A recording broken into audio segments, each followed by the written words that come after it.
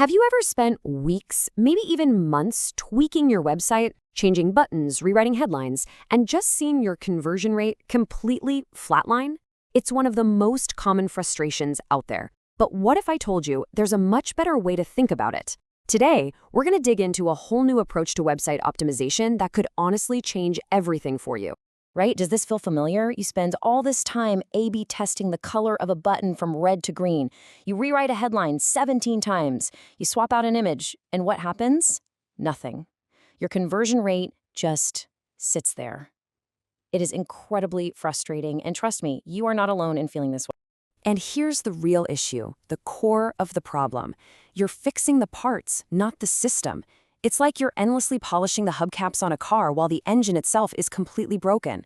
You're so focused on these tiny individual pieces that you're missing the bigger picture, the system that actually connects everything and makes it all work. So, to really fix this, we need a huge shift in our thinking, a fundamental change. We've got to stop obsessing over individual pages and start focusing on the user's entire journey through our website. The source material for today's explainer actually lays out a fantastic framework for this. It highlights 4 key pillars for a systems-based approach. We're talking about viewing your website as a journey, making sure user intent is aligned, reducing friction, and finally, adopting what it calls a system thinking mindset. So let's break down exactly what each of these mean. And this quote right here, this is the absolute heart of the matter. This is the key insight. Just let that sink in for a second. Real, meaningful conversion doesn't come from one perfectly optimized button. No way. It comes when the entire system is seamless, when everything works together in harmony. Okay, so if we're going to start thinking about our website as a system, as a journey, we need to understand what it's made of. Let's actually dissect the anatomy of what a successful user journey looks like.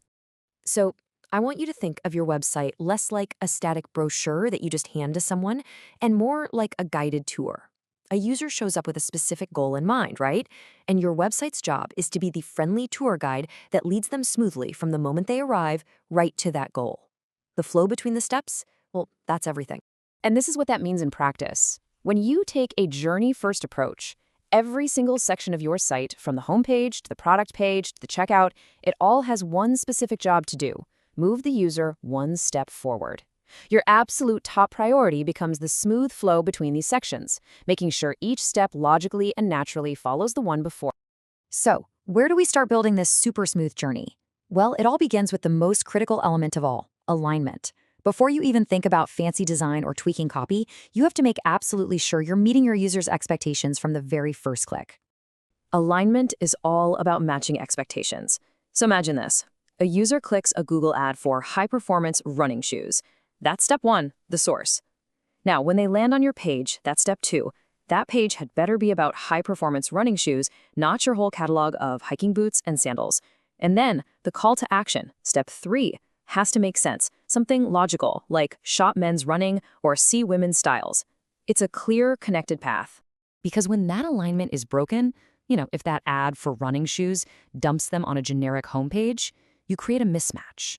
The user gets confused, maybe a little annoyed, and what do? They leave. The source calls these leaks in your funnel, and they are absolute silent conversion killers.